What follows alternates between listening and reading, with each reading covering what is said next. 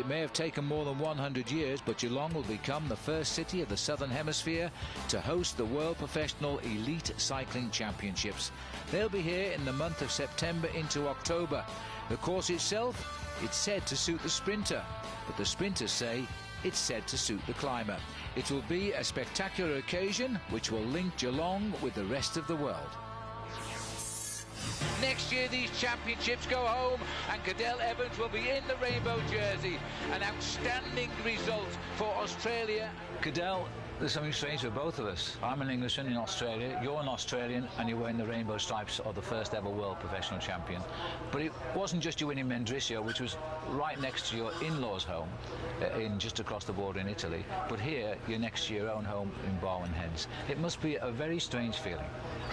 Yeah, it was a bit of a bizarre one. I was when we set out looking at the world's Varese, Mendrisio, Geelong, they're all within 20 kilometres of one of my homes.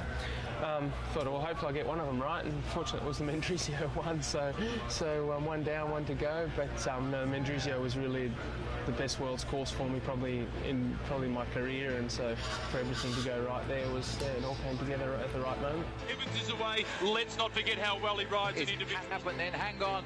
Cadel Evans is racing for goal now. The man that a lot of people say never attacks, well, eat your word.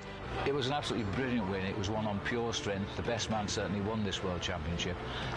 All the emotion poured out at the finishing line. You know, the tears, like a release of a whole year came in 1 minute, didn't it? Yeah, it's I had a pretty tough year, and it's funny, you know, each year you go in, and I go in with the same work ethic and with the same motivation every year, doing everything as well as I can. And sometimes it comes together, and sometimes it doesn't. But yeah, this year, 2009 was really. I was doing all the work, I was doing everything right, but for whatever reasons beyond my control, things weren't coming together, and a little bit of bad luck here and there, and then in the Vuelta, where I really thought I really didn't deserve the bad luck I had there to maybe even win the Vuelta, for it to all come together at the right moment there in the World Championships was the only thing that could have repaid all my hard work, but also made it all the more worthwhile. As luck would have it for the Australians, the defending world champion is Australian, and for the first time ever, the world titles will be fought out right here in Geelong. The course, they say, isn't suited to you, but I would disagree, wouldn't you? Well, one thing with the Worlds that's always different is it's so long that it changes everything in the last few laps. I'd say on paper it's not going to be hard enough for me. I think it's suited. Would need a really good Robbie McEwen or a good Alan Davis or Stuart O'Grady. So you'd be on the same team. You'd have to help him win. Yeah, I think I might be. Is it payback time from last year? I think I might be in a support role in 2010 at the Worlds. Now, you know they always talk about the curse of the arc-en-ciel, the rainbow jersey. You don't seem to repeat what you've done when you wear that jersey, because now everybody sees it. How's your season going to go?